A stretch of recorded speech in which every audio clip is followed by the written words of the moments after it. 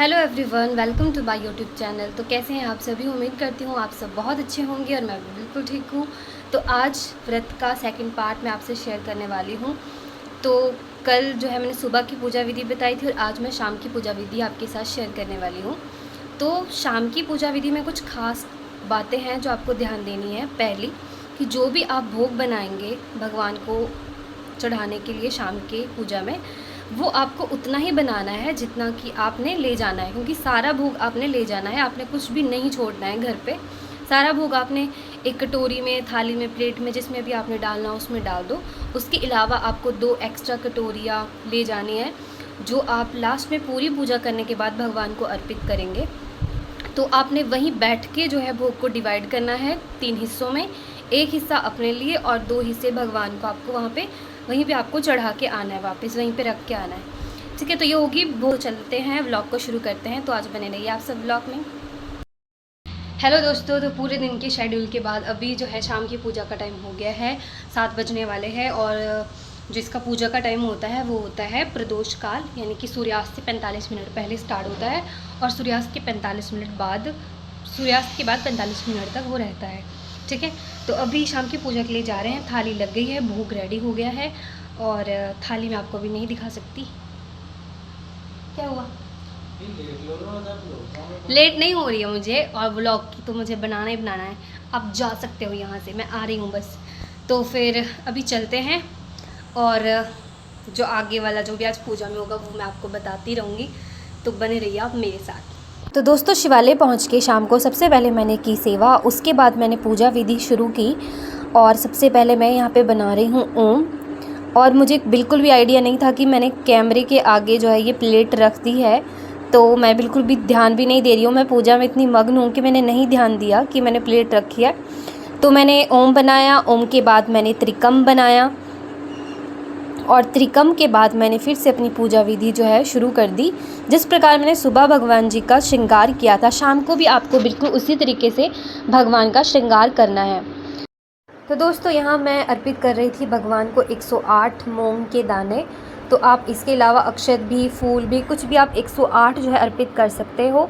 तो मैंने यहाँ पे धागा बांध दिया है और जो आप ये फूल देख रहे हो, ये मैंने दिए को आसन दिया है। तो अभी मैं फल जो है अर्पित कर रही हूँ। अब इन फूलों पे मैंने दिए जो है वो रखने शुरू कर दिए हैं। 6 दिए जो मैं घर से लेके आई थी, उसमें से मुझे 5 दिए यहाँ पे जलाने हैं और छठा दिया मुझे थोड़ा सा मैं साइड में रखूँगी ताकि मैं गलती से वो छठा दिया ना जला दूँ।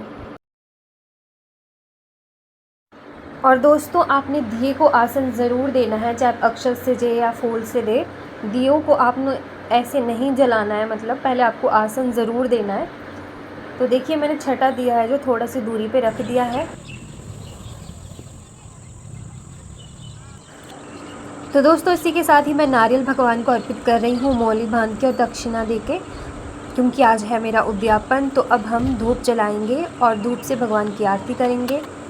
उसके बाद आप दिए जलाएंगे। दिए जलाने से पहले आप भगवान का ध्यान करेंगे, भगवान पशुपतिनाथ का ध्यान करेंगे, अपनी मनोकामना कहेंगे और उससे बाद आप दिए जलाने शुरू करेंगे। तो दोस्तों, यहाँ बैठकर मैंने जो है अपने भोग को डिवाइड करना शुरू कर दिया है 3 हिस्सों में।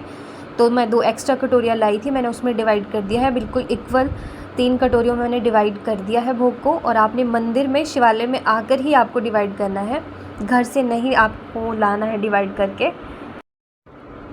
तो दोस्तों, अब मैंने दिए जलाने शुरू कर दिए हैं।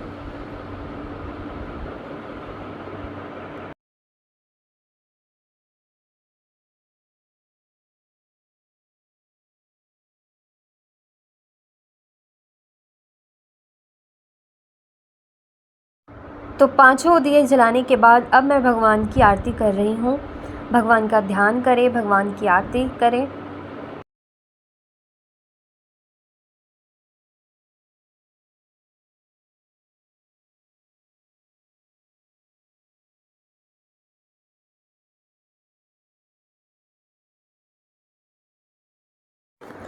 तो दोस्तों, अब हम भगवान को अर्पित करेंगे भोग। और आपने 2 कटोरियाँ जो है यहीं रख के जानी है और तीसरा हिस्सा जो है, 2 हिस्से यहीं रख के जाना है, तीसरा हिस्सा आपको घर लेके जाना है। तो मैंने भगवान को भोग भी अर्पित कर दिया है और भगवान से प्रार्थना कर रही हूँ कि मेरे भोग को स्वीकार करें।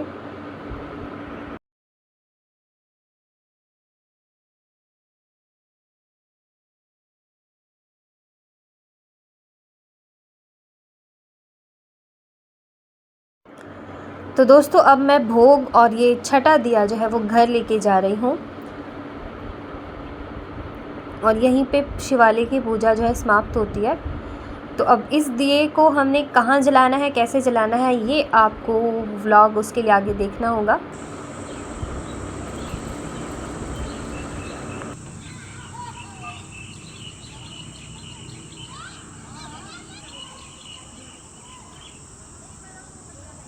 तो दोस्तों घर के प्रवेश द्वार पे आके आपको दाहिनी साइड यानी कि सीधे साइड जो है दिया जलाना है और उससे पहले आसन लेना है, फिर आपको दिया जलाना है, भगवान से फिर से प्रार्थना करनी है।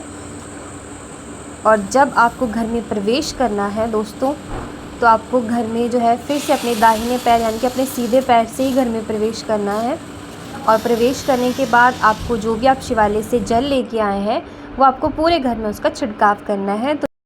तो यही होती है हमारे व्रत की समाप्ति। हेलो दोस्तों, तो अभी पूजा समाप्त करके मैं आ गई हूँ और अब मैं आपको बताऊँगी पूरा डिटेल में कि क्या क्या होता है ना। तो भोग जो वहाँ से आया था, जो मतलब मैंने शिव जी को पहले अर्पित किया, फिर मैं अपने लिए उसे लेके आई, वहाँ भी छोड़ के आई।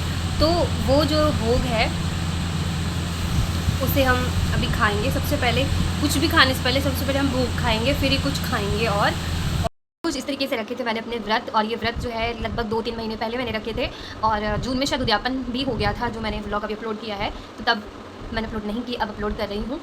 तो आपको व्लॉग कैसा लगा आप ज़रूर कमेंट में बता सकते हैं, और मुझसे कोई गलती हो गई हो और मैंने कोई चीज़ गलत बता दी हो कुछ भी, तो उसके लिए मैं क्षमा प्रार्थी हूँ। तो बने रहिए मेरे व्लॉग में, कल का व्लॉग मिस मत कीजिएगा। तो तब तक के लिए